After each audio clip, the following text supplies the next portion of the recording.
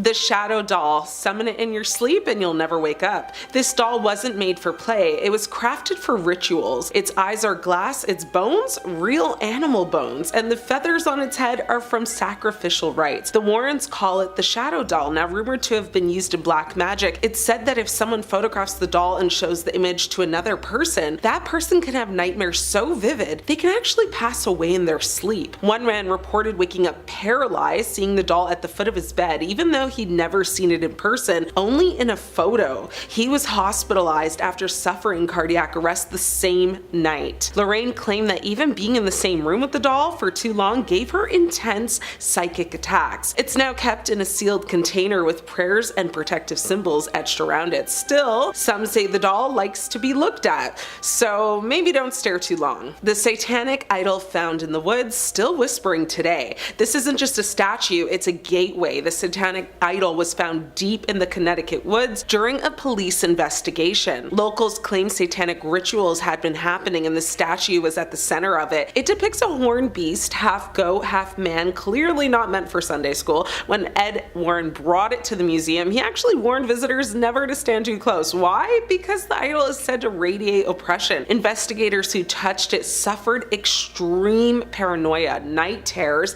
and some even developed aggressive behaviors. One skeptic tried to debunk it, by filming himself touching the idol. His camera died immediately, and he ended up leaving his job just days later, claiming he was being watched constantly and waking up with claw marks on his body. To this day, museum staff avoid cleaning around it. It collects dust, but it's nobody's priority to wipe it down and risk their lives. The organ that plays itself, it starts with a single note late at night when the museum is locked, when no one is near it. Now, the organ in the Warrens Museum isn't just haunted, it's possessed, according to multiple accounts. Given to the Warrens by a family who swore the instrument would play on its own, even after they removed the power source, the organ continues to create eerie, discordant melodies with no explanation at all. One of the Warrens' former assistants said they once stayed late to document its behavior. Around 2:30 a.m., the organ started playing a very slow minor key that basically the air turned, ice cold, and the power just cut out. When the lights came back on, a single rose had appeared on the organ's bench,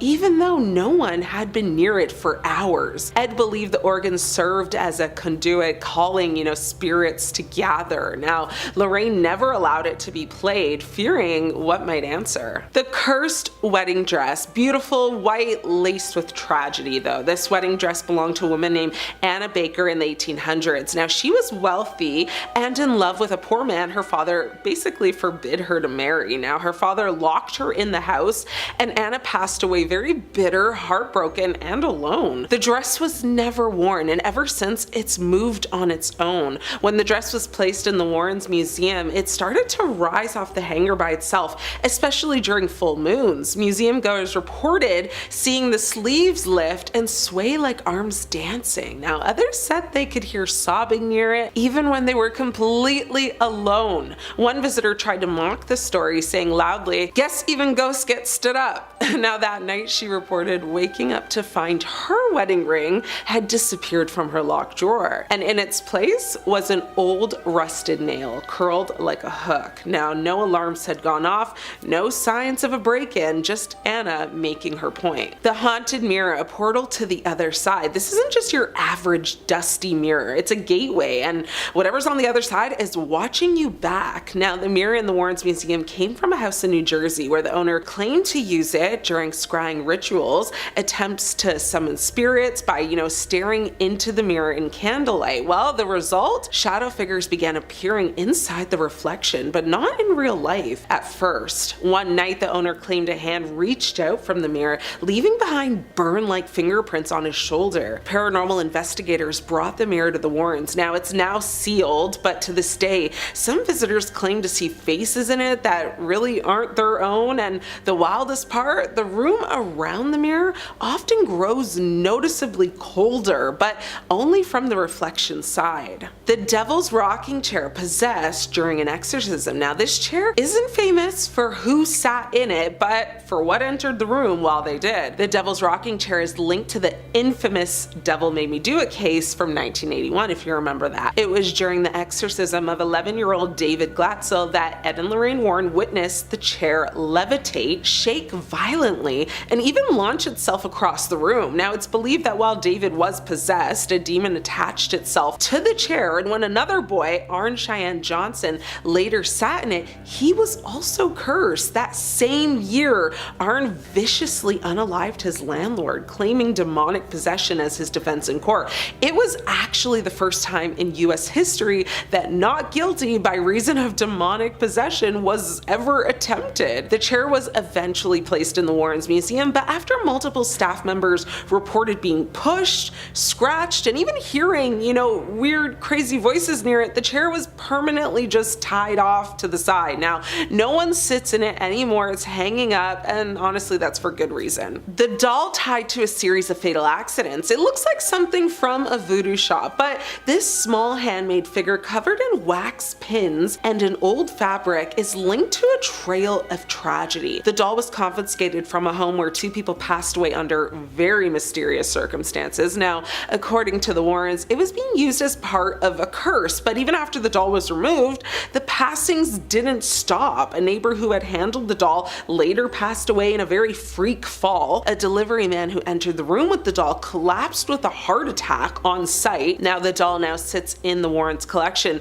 never to be touched without gloves, holy water, and a prayer. Lorraine refused to be in the same room with it alone. Visitors report feeling pressure in their chest and just unexplained dread near the display. There's actually no official name for this one, but amongst museum staff, it's simply called the Doll of Doom. Each one of these objects remains locked up behind glass, protected by blessings, crosses, and the energies of the Warrens' lifetime of spiritual defense. But make no mistake, these objects are still active, still watching, still waiting. The Warrens always warned, evil doesn't sleep, and it doesn't need to be invited. Sometimes it just needs to be touched. The Crying Boy paintings. The Crying Boy paintings, mass-produced prints of tearful children, cast a long, chilling shadow. Whispers of a sinister curse followed them, a chilling legend that whispered of misfortune befalling those who dared to display them.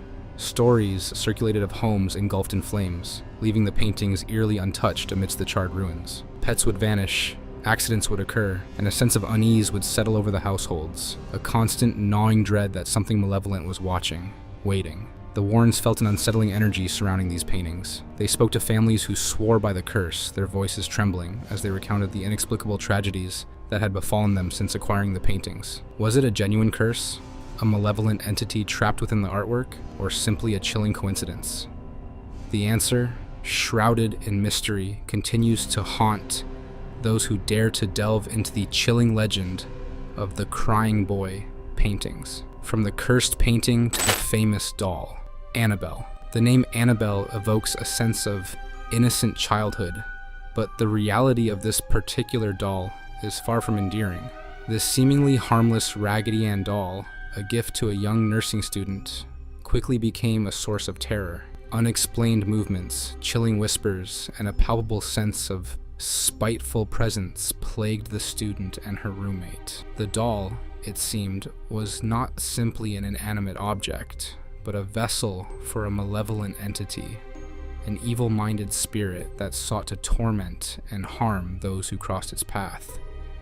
Ed and Lorraine Warren, summoned to investigate, discovered a chilling truth. Annabelle was not merely haunted, she was possessed, a gateway to an evil-intentioned force that sought to exploit the fear and vulnerability of those around her.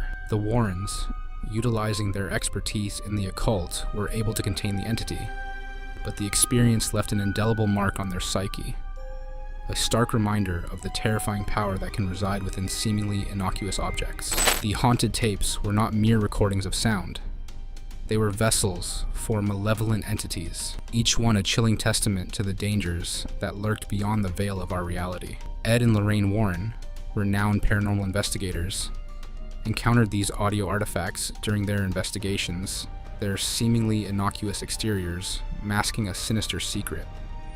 When played, the tapes would unleash a cacophony of unsettling sounds, chilling whispers, guttural moans, and the spectral echoes of tormented souls. A palpable sense of dread would grip those who listened, their very bones chilled by the malevolent energy emanating from the recordings. Those unfortunate enough to hear these haunting sounds often suffered from disturbing nightmares, inexplicable illnesses, and a lingering sense of dread that clung to them like a shroud, a constant reminder of the dark forces unleashed by the tapes. The cursed dybbuk box is up next on this list. A seemingly ordinary wooden box held a sinister secret within its confines. Ed and Lorraine Warren were drawn into this mystery when a man named Kevin Mannis claimed to have experienced a series of terrifying events after acquiring the box. Unexplained illnesses, chilling nightmares, and an unsettling sense of dread began to plague Mannis and his family. Objects moved inexplicably, and a chilling presence seemed to permeate their home. The Warrens, sensing an evil force, delved into the box's history, uncovering a chilling tale of its origins and the wicked spirit, a dybbuk, trapped within. Ed and Lorraine sensed the malicious presence clinging to the box, a chilling reminder of the darkness that can sometimes reside within seemingly innocuous objects. They conducted rituals to cleanse the box and banish the nefarious entity, but the experience left an indelible mark on the Warrens, a stark reminder of the terrifying power that can be unleashed when the veil between our world and the spirit realm is breached. The cursed Misha doll, a porcelain creation with an unsettlingly lifelike gaze, possessed a history that chilled the very soul. Whispers followed it. Tales of a young child who had tragically met their demise in the home where the doll resided. Some claimed the child's spirit had become intertwined with the doll, seeking solace or perhaps vengeance. The doll itself seemed to emanate a chilling aura, its vacant eyes seeming to follow every movement, a constant, unsettling presence in any room it occupied. Those who encountered Misha often reported unsettling experiences. Unexplained cold spots would appear in the doll's vicinity, and a sense of dread would settle over the room. Some even claimed to hear whispers, chillingly reminiscent of a child's frightened cries, emanating from the doll's direction. Ed and Lorraine Warren, renowned paranormal investigators, were drawn to the unsettling energy surrounding Misha. They delved into the doll's history, uncovering a chilling tale of tragedy and perhaps a lingering spirit seeking solace or retribution. The Warrens, with their years of experience investigating the paranormal, sensed a malicious presence clinging to the doll, a chilling reminder of the darkness that can sometimes reside within seemingly innocent objects. Ed and Lorraine Warren sensed an ominous presence emanating from a hand. Well, it wasn't just an ordinary hand, it was the Perrin family witch's hand. The Perrin family witch's hand was a chilling artifact, a severed hand allegedly belonging to Bathsheba Sherman, the possessed evil witch who tormented the Perrin family in their Rhode Island farmhouse. The hand, a grotesque and disturbing object, was said to be imbued with the witch's dark energy, a conduit for her malevolent power. Those who dared to come near it reported feeling a sudden chill, an inexplicable dread creeping over them. Whispers of misfortune and ill luck followed those who encountered the hand, chilling tales of accidents, illnesses, and a pervasive sense of unease. The haunted crucifix is a case deeply rooted in the lore of Ed and Lorraine Warren, though its specific details remain shrouded in a degree of mystery. The Warrens encountered a crucifix that had become a vessel for a malevolent entity. This sacred object, once a symbol of faith and protection, had been corrupted, its holy essence twisted by a dark force. Those who came into contact with the crucifix reported unsettling experiences. Unexplained illnesses, nightmares, and a pervasive sense of dread plagued those who were in its presence. The crucifix seemed to radiate a malevolent energy, creating an atmosphere of fear and unease. Ed and Lorraine Warren, utilizing their expertise in the occult, conducted rituals to cleanse the crucifix and banish the evil entity, ultimately restoring its sacred purpose. However, the experience served as a chilling reminder to the Warrens of the terrifying power that can be unleashed when the veil between our world and the spirit realm is breached. Written in the early 1600s by Martin de Leon Cardenas, The Orphan Story is a novel about a young Spaniard who heads to the Americas in search of fortune. And while that sounds like every adventure story ever, there's a bit of an outlier. There's a bit of a darkness that lurks within its pages that led to the novel not being published until 2018. The first draft was a 328-page manuscript, slightly yellowed, slightly worn and aged, missing a couple of pages. Belinda Palacios, a Peruvian scholar who edited the book for 2 years, she was apparently warned by multiple people about it. So it was first set to appear in 1621 under the pen name of Andre de Leon, but never made it to press due to the presidential atmosphere at the time in Sicily. So the manuscript then sat in the Hispanic Society of America until 1965, when Belinda rediscovered it, and she learned many attempts to publish it had happened, giving rise to rumors that malevolent energy lurked among the almost 400 pages, causing the people working on it to,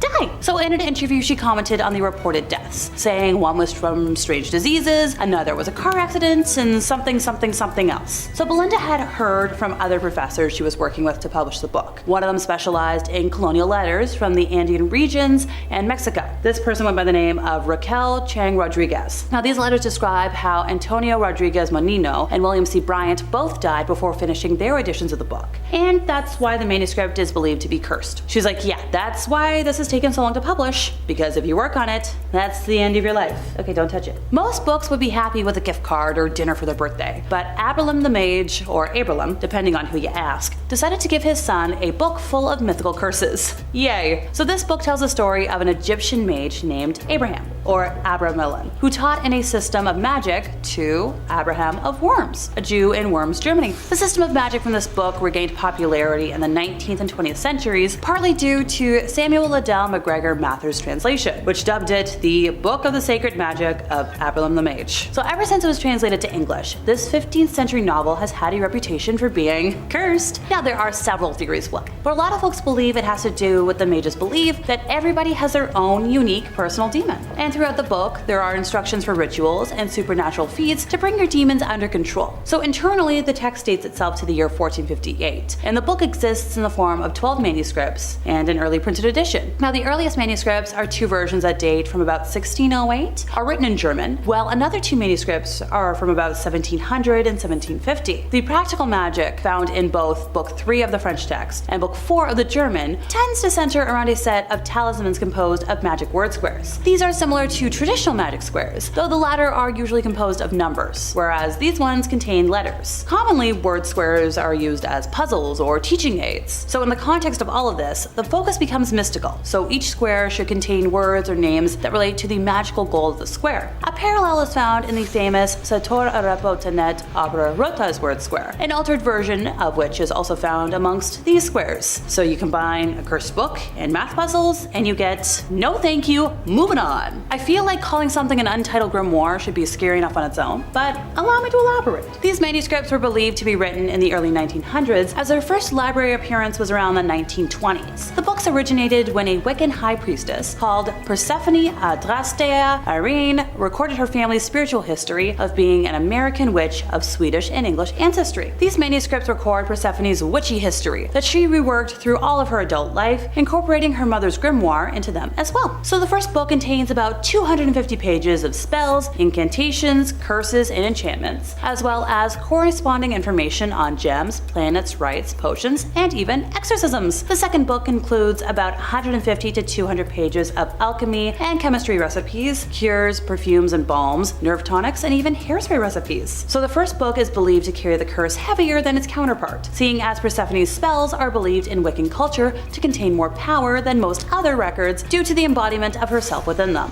Originally the books belonged to Alice Montserrat, who moved to the UK in the 1920s to work with famed occultist Aleister Crowley. Later on they both went on to work with the Golden Dawn Order and printed their works and publications as occultism raised into the modern world. So even though Alice did little reporting on the cursed lore over these books, she did make notes as to why she and others within the order believed the curse carried some serious weight. She wrote an inscription warning all those who read it, saying, "To those not of the craft, the reading of this book is forbidden. Proceed no further, or justice will exact a swift and terrible retribution, and you will surely suffer at the hand of the craft." Now this was written not only in English, but other languages as well, because they were like, we really want to warn people, stay away. The Grand Grimoire is a black magic Grimoire, and different editions date this specific one to maybe 1521, 1522, 1421, but it was probably written during the early 19th century. Some experts suggest that maybe 1702 was when the first edition may have been created, and a Bibliothèque Bleue version, similar to a chapter book of the text, might have been published in 1750. I know, that's a lot of dates, I'm sorry. The introductory chapter was authored by Antonia Venetia del Rabina, who gathered his information from the original writings of King Solomon. So a lot of the material of this grimoire derives from the Key of Solomon and Lesser Key of Solomon, which are grimoires attributed to, you guessed it, the king. Also known as Le Dragon Rouge, or the Red Dragon, this book contains instructions on how to summon Lucifer, or Lucifuge Rofocal, for the purpose of forming a deal with the devil. So the 19th century French occultist Eliphas Lévy, author of Dogmes et Rituels de la Haute Magie, claimed the contemporary edition of Le Dragon Rouge was a counterfeit of a true older Grand Grimoire. So the overall work divided into two books. Book number 1, it has instructions for summoning a demon, and for the construction of tools with which to force the demon to do one's bidding. Book number 2 is divided further into two parts. The Sanctum Regnum and Secrets de l'Art Magique du Grand Grimoire. The Sanctum Regnum contains instructions for making a pact with the demon, allowing one to command the spirit without tools that were required by Book 1, but at a greater risk. Secrets contain simple spells and rituals that you can employ after having performed the ritual of Book number 1. Some editions contain a short text between the two parts, known as Le Secret Magique ou Le Grand Art de Pouvoir Parler aux Morts, or in English, the magic secret or the grand art of being able to speak with the dead, which deals with necromancy. The book describes several demons as well as the rituals to summon them, just all this to make that pact with them. It also details several spells for winning a lottery, talking to spirits, being loved, making oneself invisible, and so forth and so on. This book mentions 3 greater demons, which are similarly prioritized in the Grimorium Verum, and sidebar, in the English translation of the work, the demons are referenced by the more generic term of spirits, which is a term I know a lot of modern Satanists prefer. And finally for today, the Munich Manual of Demonic Magic, or MMDM, or Liber Incantatorium Exorcimorium et Fascinatorium Vererium, is a 15th century grimoire manuscript whose name I totally just butchered. The text, composed in Latin, is largely concerned with demonology and necromancy. Richard Kiekefer edited the text of the manuscript in 1998 under the title Forbidden Rites, a necromancer's manual of the 15th century. Portions of the text in English translation are presented in Forbidden Rites as well, embedded within the author's essays and explanations on the Munich Manual in specific and grimoires in general. The Russian translation of this Latin grimoire was published in 2019, and the first English translation was only published in 2023. There is only one known surviving manuscript of the original manual, which is almost complete, minus the first 2 folios that describe the beginning of rituals. The rest of the grimoire contains complete instructions for the invocation of demons, such as Satan, Lilith, Aseroth, and Samael, as well as the supposed attainment of favors and supernatural powers. Some of the spells allow for, you guessed it, obtaining the love of another, achieving invisibility, acquiring wealth and treasures, or gaining knowledge. The text is accompanied by over 40 illustrations of magic circles and symbols to be used in rituals. You've got a list of 11 demons, similar to the ones from the Ars Goetia, and as you guessed it, most of the text is in Latin, minus a little bit of German and Italian. In 5th place, we have Ed's paintings. So long before they were famed ghost hunters investigating, the Amityville Horror and featured in films such as The Conjuring, Ed and Lorraine had a much different hobby. Painting. Actually, it was how the duo made a living. Ed Warren was a trained fine arts painter. The duo traveled all over the country to sell their paintings, and they also taught art classes. The couple used Ed's paintings as a way to gain entry into houses they wanted to investigate. They would research houses they believed to be haunted, and then drive to the house. After Ed painted the house in question, he would then hand the painting to Lorraine, who would go up, knock on the door, and offer the homeowners the painting, which would usually turn into a conversation about the property and the hauntings. This process was how their investigative career began. Ed became known for his barn door art, painting tranquil winter scenes on stained pine, which was all the rage for adorning the wood grain halls of any home in the late 60s, and apparently these paintings are now quite rare. Many of his paintings that have been photographed feature different haunted houses, and examples of his art and calligraphy style are displayed throughout the museum. In 4th place, we have black magic masks. These fall under the practice of tulpa, which is a concept in theosophy, mysticism, and the paranormal of a materialized thought form, typically in human form such as an imaginary friend or being that is created through spiritual practice and intense concentration. In simpler English, the masks act as a representation of the practice, which is a form of mysticism that involves creating sentient and autonomous beings separate from oneself. So, An imaginary friend? The concept of tulpas and their creation, including the word tulpa, come from a close-in Tibetan Buddhist practice, with tulpa being a Tibetan word for creature of the mind. Tulpas did not become part of Western paranormal lore until the 1970s, and those who practice have been cited as wearing masks similar to Halloween ones in order to take on the appearance of whatever the mask looks like. I guess that explains why I've seen many cheap-looking Halloween masks in the video walkthroughs from the museum, so I suppose I'll retract my statements that I made about how pathetic they look. If anyone is curious about modern practices and appropriations of tulpamancers, the interweb origins can be traced back to 4chan message boards in 2009, and no, if you don't know what that means, I'm not going to elaborate on just how cursed that sentence was to utter. Oh, it gets worse. Alright. The communities gained popularity when adult fans of My Little Pony started discussing tulpas of characters from the Friendship is Magic television series. The fans attempted to use meditation and lucid dreaming techniques to create imaginary friends. Look, I knew someone back in high school who fell under that subculture, and he was the furthest thing from mentally stable. The guy had people munching fantasies as well. Time to move on before I get nightmares again. In third place, we have a satanic idol. So this story began in 1991 when a deer hunter was walking through the woods in Connecticut, close to where Ed and Lorraine resided. The hunter got lost and after some time stumbled upon a raised, circular rock formation with the idol in question standing in the middle of it. It is believed that the formation was common with folks who practiced devil worship in the 70s. The hunter began to feel uncomfortable and left the area, deciding to make his way back to his car, and along the way he noticed an elderly gentleman walking alongside him who was dressed head to toe in black. Now the man in black never spoke a single word to the deer hunter. The hunter was getting more nervous by the second, and also more lost and unsure of his directional path. Desperate, he turned to the mysterious figure and simply asked, "How do I get out of here?" Luckily for our narrator, the man in black pointed in a direction and then disappeared. The hunter was so thrown off by that day that he reached out to Ed, who requested to be brought to the same area. The hunter wasn't 100% sure he could find the exact location, but was willing to try. Together, the men were able to stumble through the forest, and without the aid of the man in black this time, found the rock formation.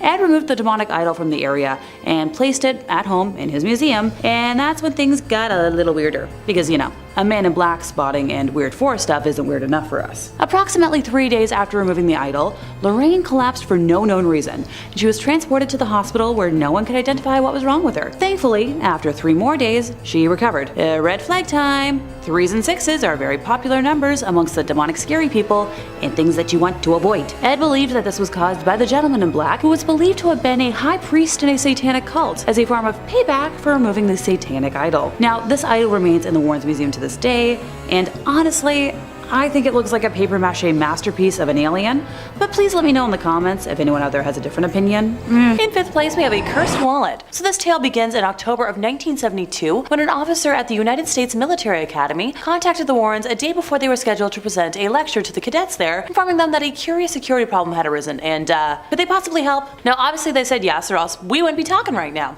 So the next day at a little past 4 in the afternoon, they entered the gates of the academy and were escorted to the office of Major Donald Wilson. So the Major went on to explain how an unaccountable breach of security was occurring in the home of West Point's commanding general. Ed asked the Major if he knew the nature of the problem, to which the man replied that there was a ghost in the general's quarters. So the Warrens were soon escorted to meet the general and his wife, where they were directed into a sitting room, where the general explained that, well, nothing macabre had happened. A number of curious incidents had occurred without any kind of explanation. So, some background, in the basement of that building there is a private study that at the time was kept locked and secure, but no matter how many times the bunk in there was made up, it was always found ripped apart later. Upstairs, ghosts had been seen flitting about the house. Oh, and personal belongings and other important articles were regularly found missing. The man emphasized not stolen, but just missing temporarily. Later, all these stolen items would be found upstairs, neatly laid out on the dresser in the general's bedroom. So he asked Ed if this could be, caused by a ghost, and Ed confirmed that it was indeed a possibility, and probably like a human ghosty and not a demonic spirit.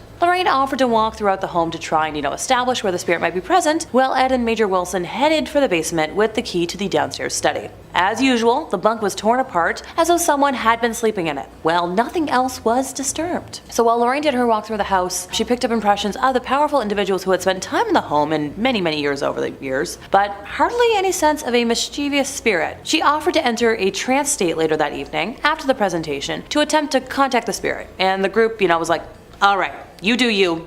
Let's try this." So much later that night, after the events of the day, the group made its way upstairs to the MacArthur bedroom. All lights were turned off but one, and Lorraine closed her eyes. She described seeing a black man wearing a dark uniform with no markings who was overtaken with a sense of fear, guilt, and lack of acceptance. He told her that he'd been accused of killing and his cell was in the basement, but the army had exonerated him of that crime. He was very sorry and could not hold his sorrow any longer. He told her that his name was Greer and, spelled it out clearly for Lorraine, and she was able to convince him to pass over into the light. So after she exited her trance, Lorraine gave a complete description of the man and said at the end that he had simply vanished, and mentioned that he had left his wallet in that downstairs bunker. So the general is adamant that based on the uniform Lorraine had described, no black men had served at West Point during that time. But, he mentioned he would look into it and thank the Warrens for their time.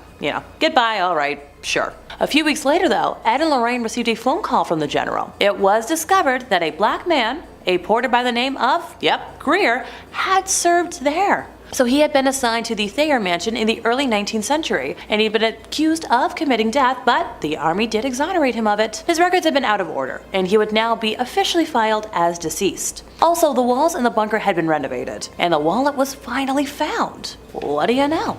The army offered to mail it to the Warrens just to be safe, and it has stayed in their museum ever since. In fourth place, we have the Snedeker family rosary beads. And as you might expect, this true story begins in the witching hour, in the wee small hours of the morning. Because if rosary beads aren't scary enough. One night, very late at night, Ed and Lorraine were contacted by this family who had just moved into a house on Meriden Avenue in Southington. Specifically, the mother of the family unit and a niece who came to stay with the family were on the phone. And, so originally what they found and bought was a big and seemingly welcoming home. But what they didn't know when they bought it was that it was a former funeral home. Oh, and fun fact, the morticians at the funeral home were allegedly involved in necrophilia, or performing sex acts with corpses. And what used to be the showroom for the coffins was now where the younglings were. And just down the hall from that was the place where the bodies were prepared for viewing. Yeah, not grim at all.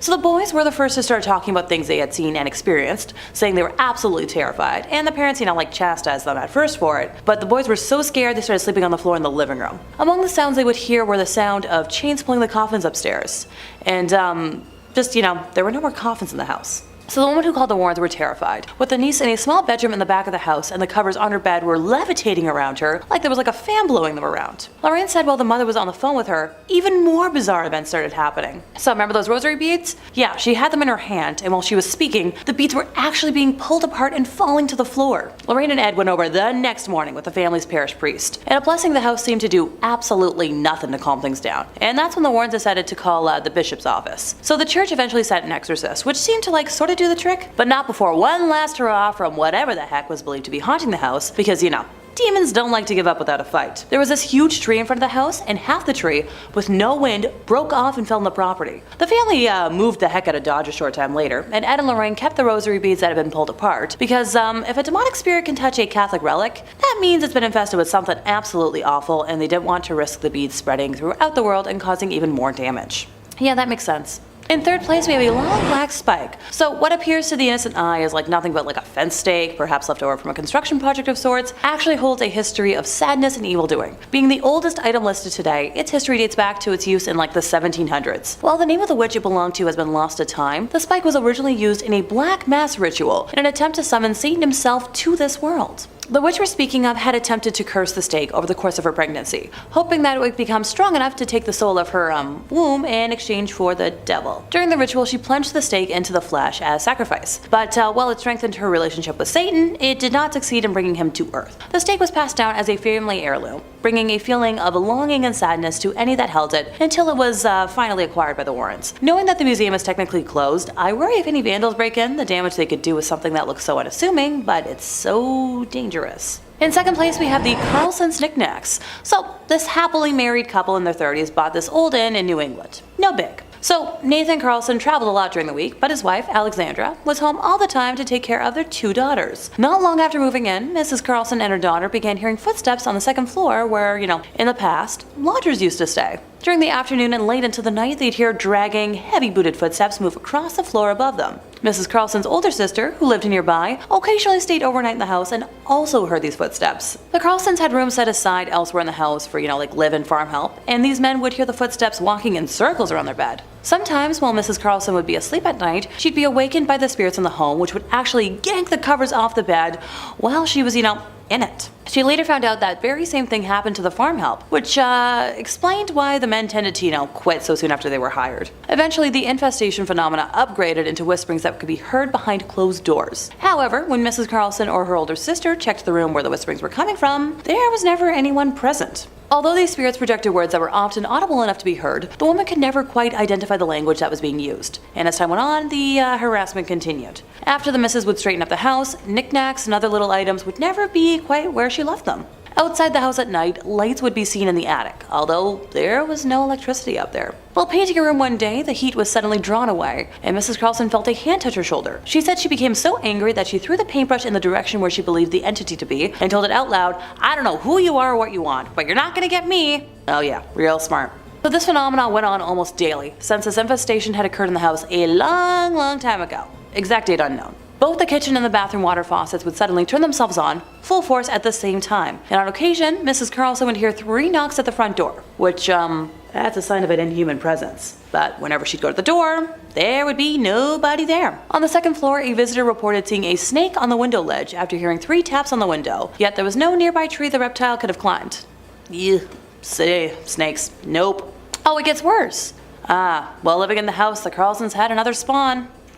And one night, while the missus was watching television in the living room, she suddenly heard a tremendous, powerful explosion. When she jumped up to check, thinking the furnace had kaboomed, she found the door to the infant's room violently torn open. Objects were still swinging and vibrating, and the temperature in the nursery was equal to a meat locker. Although the spirits in the home had evidently tried to kill the youngling, the little one managed to live through the experience. Thank goodness. However, when the spawn reached 3 years of age, Mrs. Carlson was walking past him as he played with some knickknacks from the living room, when he suddenly let go with a loud shriek saying, "You stepped on Beatrice!" So Mrs. Carlson put down the laundry she'd been carrying and asked, "Who?" To which he responded that Beatrice was his friend who told him what to do. Mrs. Carlson then told her son to ask Beatrice who she was, and after a pause he replied that Beatrice had told him to tell her that she's a witch. So the mom took away the items the boy was playing with and almost sent him into hysterics in the process. She tossed him into a basket in her bedroom closet, somewhere the boy was forbidden to go without her permission, and didn't really think about it until later that night when she was in bed by herself and saw a large black form in the room with her. She described the entity as being,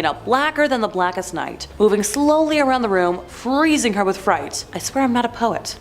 Before the black mask went away, it transmuted into a globe of synthetic light about the size of a basketball, while producing a deafening roar, which she compared to a blasted furnace. This went on for many nights until the Warrens were called in, and like many other times I've mentioned today, took a tour of the home, blessed it, and realized the knickknacks were directly tied to the entity. Now, they've never described them in detail, so I don't have any clear photos to discuss today, but I'm assuming they're around the size of action figures if a 3-year-old was able to play with them. In first place, we have Bathsheba's jewelry box, so this is probably the most famous case on today's list. In January of 1971, the Perron family moved into a 14-room farmhouse in Harrisville, Rhode Island, where Carolyn, Roger, and their 5 daughters began to notice strange occurrences almost immediately. So this started with events that most of us probably wouldn't even register. Carolyn would notice that the broom went missing or seemed to move from place to place on its own, and the young girls of the home began to notice spirits around the house. Carolyn then brought it upon herself to research the history of the home and discovered that it had been in the same family for 8 generations, and that many of them had passed under mysterious or horrible circumstances. The most haunting spirit of the home is that of witch Bathsheba Sherman. Being fairly well off, Bathsheba and her husband Judson had a son, Herbert, born when Bathsheba was about 37 years old, and while the couple gave birth to 3 others, they were unable to survive past the age of 7. One of the passings of a neighbor's ward in her care drew public attention during a post-mortem examination, when it was determined that the fatal wound was caused by a large sewing needle that had been impaled at the base of the skull. It's believed Bathsheba took offense to Carolyn moving into what she considered her home and wanted to take back that control. So the most notable incident overall was one afternoon when Carolyn said that she had been lying on the sofa and out of nowhere felt a piercing type of pain in her calf, and then the muscle began to spasm. And upon examination, she noticed a puddle of redness at the point of impact. She checked for bees or anything else that could have caused the puncture in her leg, but found nothing. In her daughter's book, Andrea Perron describes the wound as perfectly circular, as if a large sewing needle had impaled her skin. Now, if I were to summarize the entire hell the Perron family endured for the decade they lived in what they referred to as the Old Arnold Estate, we'd be here for an hour. But during one of the last instances, The Warrens were called in to help the ailing family, and they removed a box from the home after thoroughly blessing it, believing that it was acting as a conduit for Bathsheba's demonic energy to affect the home, this being the jewelry box. In 5th place, we're starting with a lesser known artifact from the Warrens' home. What appears to the innocent eye as nothing but a long black spike, perhaps left over from a construction project of sorts, holds a history of sadness and evil doing. Being the oldest item listed today, its history dates back to its use in the 1700s. While the name of the witch it belonged to has been lost to time, the spike was originally used in a black mass ritual in an attempt to summon Satan himself to this world. The witch we're speaking of had attempted to curse the stake over the course of her pregnancy, hoping that it would become strong enough to take the soul of her womb in exchange for the devil. During the ritual, she plunged the stake into the flesh as sacrifice, but while it strengthened her relationship with Satan, it did not succeed in bringing him to earth. The stake was passed down as a family heirloom, bringing a feeling of longing and sadness to any that held it, until it was finally acquired by the Warrens. Moving along to 4th place, we're discussing the only item on this list that's made its way to Hollywood: Bathsheba's jewelry box. In January 1971, the Perron family moved into a 14-room farmhouse in Harrisville, Rhode Island, where Carolyn, Roger, and their 5 daughters began to notice strange occurrences almost immediately. It started with events that most of us probably wouldn't even register. Carolyn would notice that the broom went missing or seemed to move from place to place on its own. See, I'd personally be chalking that up to my ADHD. 2 young girls of the home began to notice spirits around the house. Carolyn then brought it upon herself to research the history of the home and discovered that it had been in the same family for 8 generations, and that many of them had passed under mysterious or horrible circumstances. The most haunting spirit in the home is that of the witch, Bathsheba Sherman. Fairly well off, Bathsheba and her husband Judson had a son, Herbert L. Sherman, born when Bathsheba was approximately 37 years old. While the couple gave birth to 3 others, they weren't able to survive past the age of 7. One of the passings of a neighbor's child in her care drew public attention during a post-mortem examination, when it was determined that the fatal wound was caused by a large sewing needle that had been impaled at the base of the skull. It's believed that Bathsheba took offense to Carolyn moving into what she considered her home and wanted to take back that control. The most notable incident being one afternoon when Carolyn said that she had been lying on the sofa and out of nowhere felt a piercing type of pain in her calf, and then the muscle began to spasm. Upon examination, she noticed a puddle of blood at the point of impact. She checked for bees or anything else that could have caused the puncture in her leg, but found nothing. In her daughter's book, Andrea Perron described the wound as perfectly circle, as if a large sewing needle had impaled her skin. Now, if I were to summarize the entire hell the Perron family endured for the decade that they lived in what they refer to as the Old Arnold Estate, we'd be here for an hour. But during one of the last instances where the Warrens were called in to help the ailing family, they removed the box from the home after thoroughly blessing it, believing that it was acting as a conduit for Bathsheba's demonic energy to affect the home. Moving on to our 3rd place, we have the Conjuring mirror. Unlike the last artifact on our list, this has nothing to do with the Hollywood franchise. Originally belonging to a 45-year-old New Jersey man named Oliver Birnbaum, it was used to practice a medieval ritual known as speculum, or mirror magic. He performed a lengthy incantation ritual known as a conjuring formula, inviting the spirit world to assist him in manipulating the future. In the beginning, Oliver saw very little in the mirror, other than the movement of blurred forms or quick little incidents that meant nothing to him. But the more he concentrated his attention into the mirror, the more control Oliver gained, and ergo, the more he could see. After performing this ritual obsessively for many months, he got to the point where all he had to do was state what he wanted to see and the desired image would appear, eventually being able to tune into the future whenever he wanted. He gained the ability to project people he didn't like into the mirror, singling them out for punishment or revenge. The unknowing victim would be shown in a future situation, and Oliver would will misfortune to that person, being able to see his justice occur in the mirror just the way he planned it. And while this sounds like a fun projection of one's imagination, these malicious acts would actually be carried out by inhuman spirits. In order to make a victim fall down the stairs, a spirit would either momentarily disorient the person, apport some grease on a step, or go so far as to give the victim a psychokinetic push. Eventually, Oliver neglected the part of the ritual where he had to give homage to Satan, and as a result, the evil he proposed for others began to occur to him, along with the spirits that he turned loose on his enemies, now infesting his own home instead. After about a week of torture, this man was so terrified that he called a prominent Catholic official and begged him to send a demonologist to his house. When the Warrens arrived at the address, they met a man frightened out of his wits, and rightfully so. Doors were opening and closing by themselves. Every minute something would crash and break or bounce off a wall and smash. Ed was able to reverse the ritual originally enacted by Oliver and bless the house, stopping the disturbance. As the Warrens were about to depart, Oliver insisted that they take the mirror with them, and the 5-foot-tall antique now lives in their museum.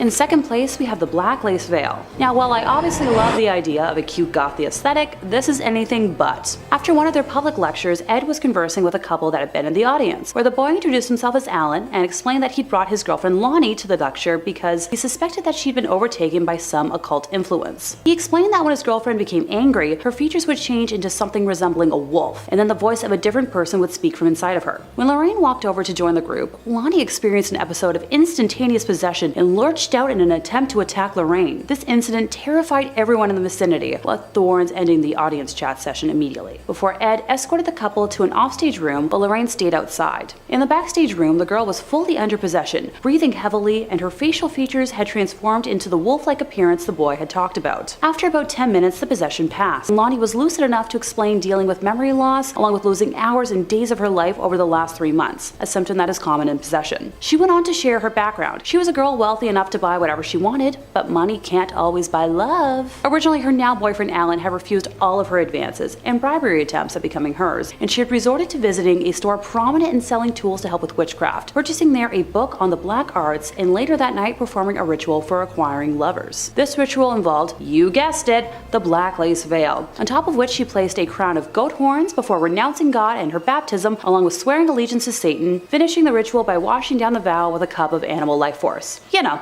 simple stuff. About a month after Lonnie performed the ritual, Alan began paying her the attention she craved, making her entitled world perfect. What she hadn't counted on, however, was that she was in debt to the demonic, having given them permission to enter her life. Ed knew immediately that Lonnie would have to undergo an exorcism as soon as possible and made contact with a priest the next morning, who was able to come and assist with the procedure. Upon arrival, the priest insisted on testing the spirit. He instructed Lonnie to close her eyes and slowly count to 20, while his assistant stood behind her and placed a cross 6 inches behind her head. The entity possessing the girl suddenly went wild, screaming, "Take it away! It burns! Take it away!" During the exorcism, it kept screaming, she's mine, her soul is mine," in reference to Lonnie. It was eventually separated from Lonnie, but just before it departed, the thing vowed it would return to another. The Warrens brought the black lace veil, goat horns, cup, and the Conjuring book home with them so she would be safe from repossession. But the tale of the veil doesn't end here. Ed received a phone call one day from a man named John Rand, who wanted him to meet his daughter Charlene, who he explained possessed a natural knowledge of what he took to be witchcraft. When she stared at people, even when they weren't aware of it, she'd fill their mind with inhuman terror. John called Ed specifically because Charlene was manifesting different personalities, some male, some female, and some that couldn't even be called human, but all making extremely threatening statements to John and his wife. Upon bringing Charlene to various doctors and clergymen, they recommended John be put in contact with Ed, and Ed agreed to have the girl and her father visit his home the next weekend. When Ed attempted to shake Charlene's hand upon meeting her, she backed away and stared distressfully at him, keeping track of every move he made. His attempts to question her resulted in no-end answers, and her eyes began to wander about the room in boredom. When they landed on the black veil, Charlene jumped up, grabbed the veil, and clutched it to her chest. Her features immediately began to transform into those of a wild, sneering creature distinct from this otherwise attractive girl. Ed drew 2 vials of water to himself, one unblessed, the other blessed by an exorcist, and moved away from what was no longer Charlene, but an inhuman spirit, a lesser devil of hell. Horrid moaning and various animal sounds came from the girl as Ed blessed her, banishing the demon away for now a second time. These items have since been locked away in the museum. And finally, in first place, we have the Ouija board recovered from the Donovan household. 15-year-old Patty Donovan came across the Ouija board and decided to use it to find a friend. From the first yes in response to her queries,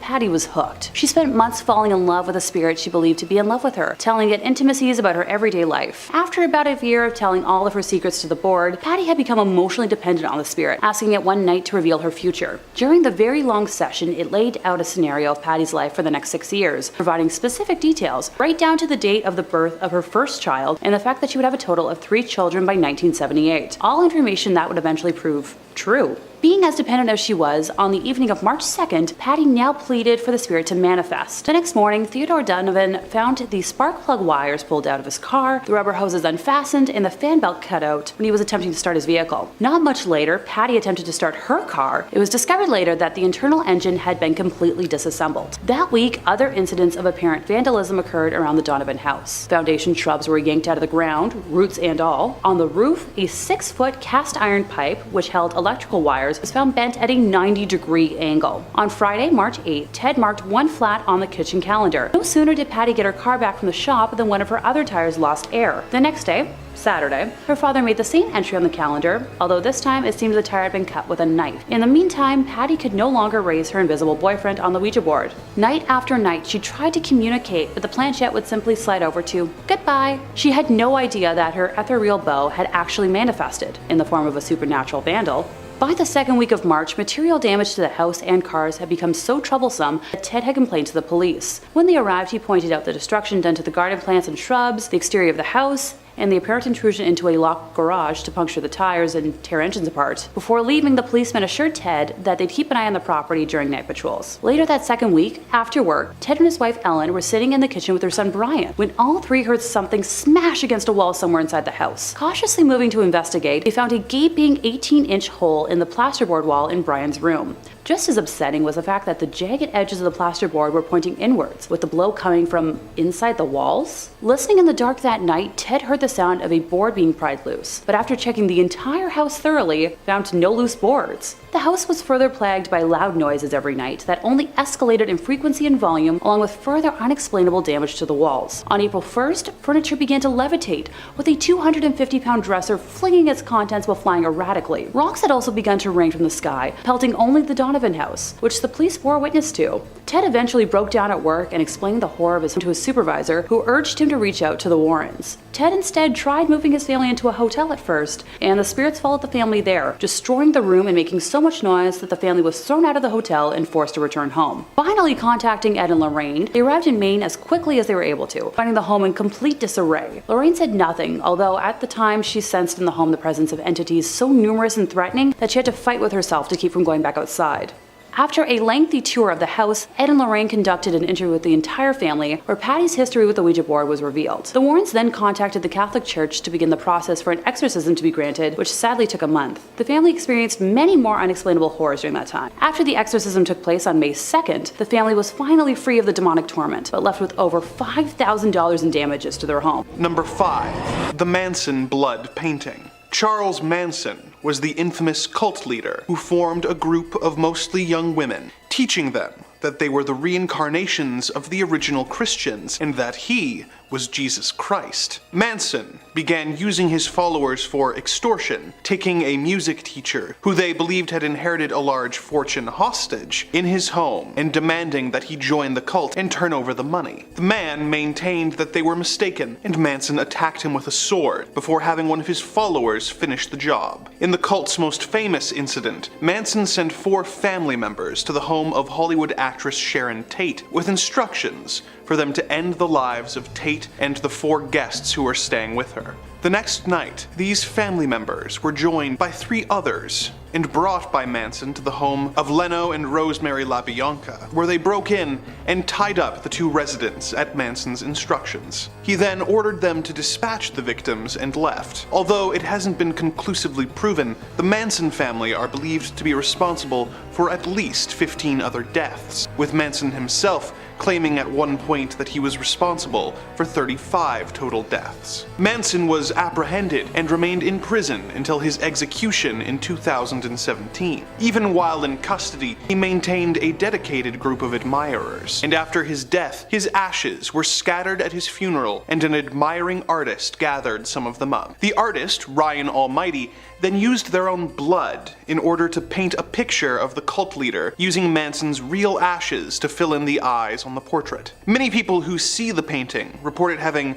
a charged feeling, and many people refuse to look into the eyes of the Manson painting out of fear for what could happen. It doesn't have too much of a reputation for being haunted, but come on. If ever there was a painting that was begging to be haunted or cursed, it would be the one made with the actual human remains of Charles Manson. This painting should be destroyed or locked away in the Warrens Museum just to be safe. Why wait until more creepy activity is linked to this disturbing painting? Number 4. The Hanging Man. This haunted painting is actually linked to a haunted photograph, making it twice as haunted as some of the art on this list. It all started when a photographer named James Kidd took a seemingly innocuous photo of a wooden cart next to a barn. Kidd thought nothing of it until he had the photo developed and saw a ghostly figure had made its way into the frame. On the left side of the cart, he could see a headless and hanging man. He showed the photo to others, who searched for any sign of doctoring, but could find none. It was then that this painting caught the attention of a painter named Laura P. Laura claims that she felt drawn to the image and decided that she had to make an oil painting based on the photograph. While painting the picture, she reported feeling deeply uneasy, but she pushed through to finish her art. The painting was hung at a local business, but was soon taken down after it reportedly began moving on its own and caused several important papers to go missing. Laura then put the painting up in her own home. She soon began to experience strange occurrences. These included objects being knocked over or broken, mysterious knocking on the doors, strange leaks, and perhaps most disturbing, the apparition of the headless man in her home. Once word of the haunted painting got out, she received several offers from collectors to buy the painting. She has so far refused, claiming that she is afraid of what the painting could do in the homes of others. If this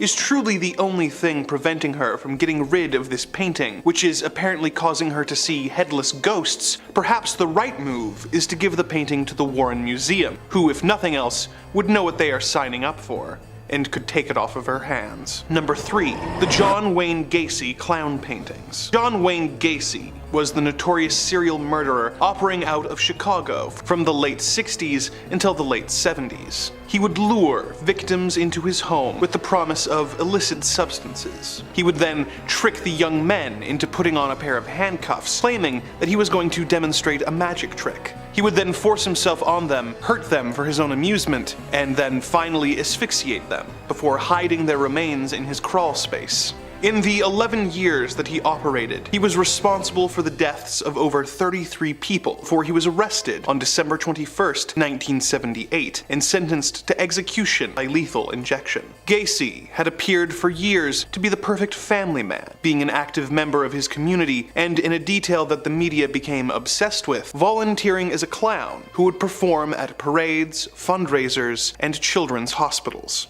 This was unrelated to his crimes, was such an odd detail that the press dubbed him the Killer Clown. This apparently served as the inspiration for Stephen King's It, and since then, clowns just haven't been able to catch a break. While awaiting his fate on death row, Gacy took up painting, creating several portraits of himself dressed as Pogo the Clown. He is believed to have created over 2,000 paintings in prison before his death in 1994. After this, his attorney auctioned the paintings off, with several of them being purchased and burned in a bonfire attended by the families of his victims. Of course, this just made the paintings that remained more valuable and rare, and they have been known to show up in auctions where they are purchased for tens of thousands of dollars by people with questionable morals and taste. Some of these collectors came to regret their purchase of the Gacy clown paintings, with some claiming to experience vivid nightmares and visions of Gacy's crimes and victims sitting at the foot of their beds after having looked at the paintings for too long. If such claims are genuine, then perhaps it would be better to take these disturbing paintings and have them locked in the deepest, darkest corner of the Warrens Museum, to prevent them from doing any harm to the people who come across them. Number 2. The Anguished Man.